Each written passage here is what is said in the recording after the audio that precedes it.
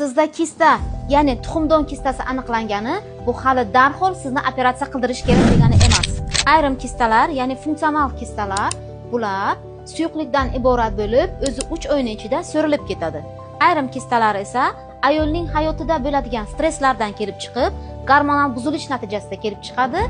Stressdan forig' bo'lgandan keyin, gormonal buzilishlar o'z holatiga kelgandan keyin kista so'rilib ketishi mumkin. E'tiborga loyiq tuxumdon kistalaridan bular endometrioid kista va dermoid kista bo'lib hisoblanadi. Endometrioid kista bu ham darhol operatsiya qilinishi kerak degani emas. Endometrioid kistaning o'lchami kichkina bo'lsa, buni dori-darmonlar bilan davolash mumkin. Faqatgina dermoid kistani dori-darmon bilan davolab bo'lmaydi.